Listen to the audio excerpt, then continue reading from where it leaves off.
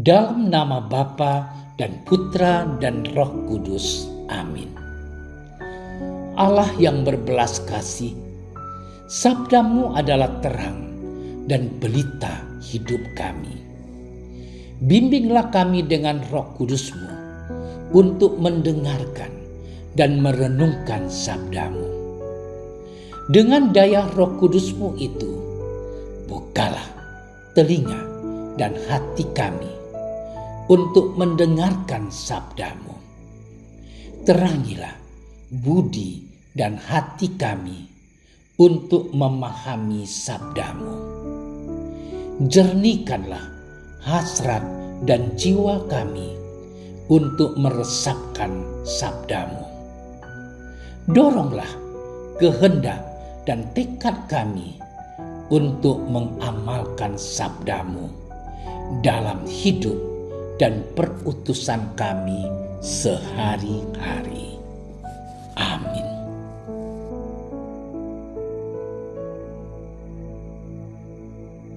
Yesus bersabda kepada orang Farisi yang mengundang Dia makan, "Apabila engkau mengadakan perjamuan siang atau perjamuan malam, janganlah engkau mengundang sahabat-sahabatmu atau saudara-saudaramu, atau kaum keluargamu, atau tetangga-tetanggamu yang kaya, karena mereka akan membalasnya dengan mengundang engkau pula, dan dengan demikian engkau mendapat balasnya. Tetapi apabila engkau mengadakan perjamuan, undanglah orang-orang miskin, orang-orang cacat, orang-orang lumpuh, dan orang-orang buta. Dan engkau akan berbahagia karena mereka tidak mempunyai apa-apa untuk membalasnya kepadamu. Sebab engkau akan mendapat balasnya pada hari kebangkitan orang-orang benar." Demikianlah sabda Tuhan.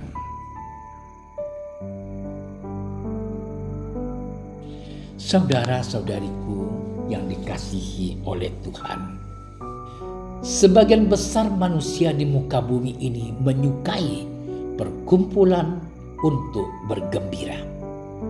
Kita mengenalnya dengan pesta. Kebahagiaan biasanya berbarengan dengan pesta. Dan pesta identik dengan sukacita dalam hati. Namun di beberapa tempat pesta juga ada dalam suasana kedukaan. Gunanya menghibur mereka yang berduka. Pesta telah memainkan peran penting dalam kehidupan manusia, termasuk kita sebagai umat Katolik yang dalam kesatuan iman menghadiri pesta Tuhan, yakni Ekaristi. Saudara-saudariku yang dicintai oleh Tuhan, bacaan Injil hari ini menggambarkan pesta yang diharapkan Yesus terhadap manusia.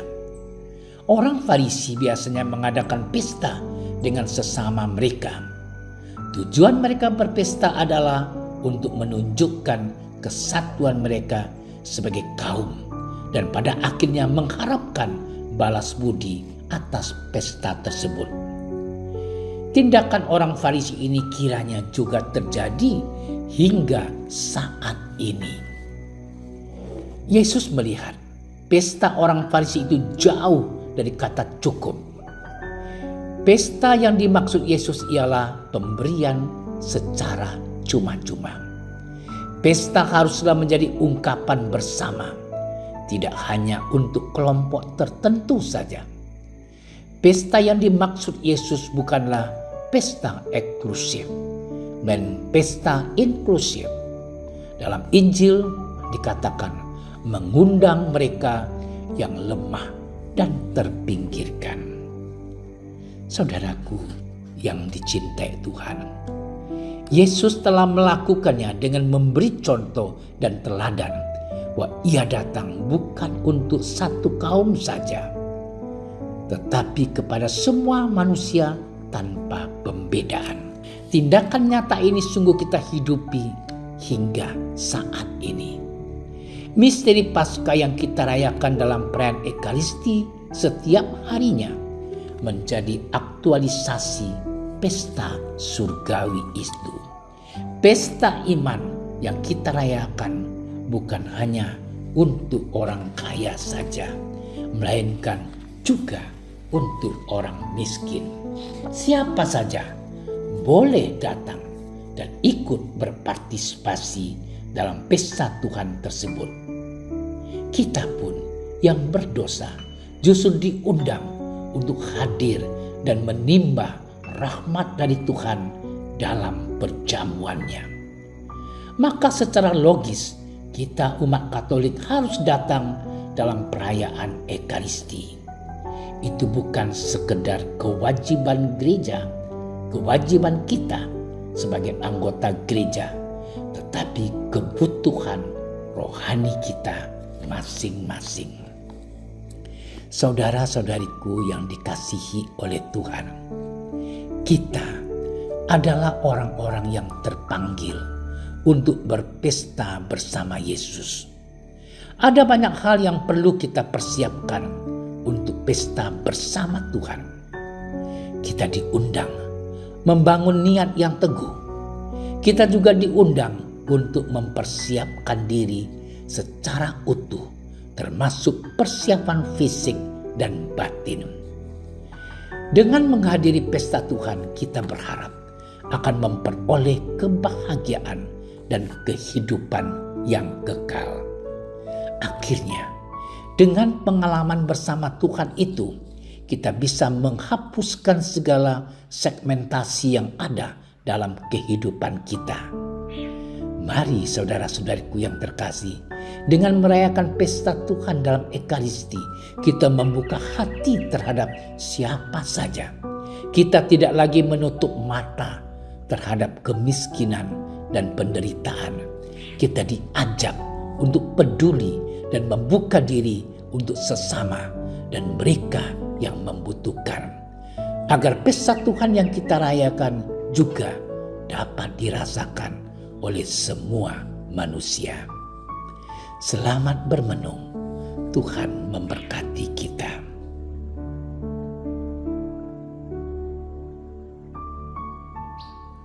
Tuhan Yesus Kristus, Engkau telah merelakan dirimu menjadi kurban dalam Ekaristi. Semoga kami memberikan diri dalam pesta surgawi itu dan menghayatinya dalam hidup kami.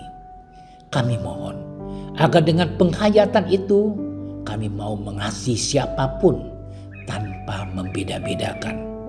Sebab Engkaulah Tuhan dan pengantara kami yang hidup dan berkuasa dalam persekutuan dengan Roh Kudus, Allah sepanjang segala masa. Amin. Kami berdiri di hadapan-Mu, ya Roh Kudus, pada saat kami berkumpul di dalam nama-Mu. Bersama-Mu sendiri yang membimbing kami, membuat diri-Mu nyaman berdiam di hati kami. Ajarilah kami jalan yang harus kami tempuh dan bagaimana kami harus mengikuti jalan itu. Kami lemah dan berdosa. Jangan biarkan kami mendukung kekacauan. Jangan biarkan kebodohan menuntun kami ke jalan yang salah. Jangan pula keberpihakan mempengaruhi tindakan-tindakan kami. Kiranya kami menemukan di dalam Engkau kesatuan kami, agar kami boleh berjalan bersama menuju kehidupan abadi dan tidak menyimpang dari jalan kebenaran dan apa yang benar.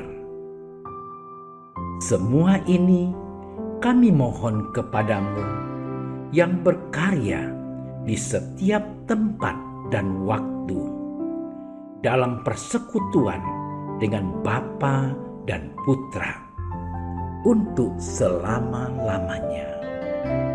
Amin.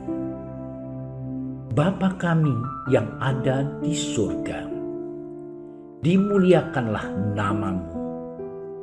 Datanglah kerajaan-Mu. Jadilah kehendak-Mu di atas bumi seperti di dalam surga.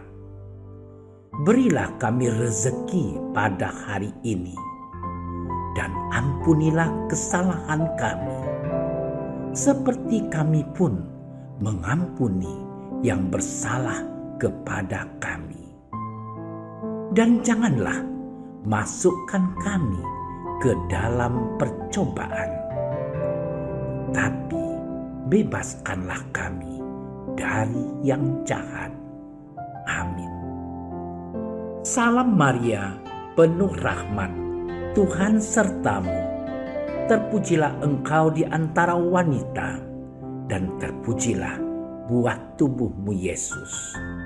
Santa Maria, Bunda Allah, doakanlah kami yang berdosa ini, sekarang dan waktu kami mati. Amin. Kemuliaan kepada Bapa dan Putra dan Roh Kudus, seperti pada permulaan, sekarang, selalu, dan sepanjang segala masa. Amin. Dalam nama Bapa dan Putra dan Roh Kudus. Amin. Terima kasih sudah menyaksikan renungan hari ini. Jangan lupa like, subscribe, dan aktifkan tombol loncengnya agar Anda yang pertama mendapatkan notifikasi updatean renungan harian dari Komsos Keuskupan Padang.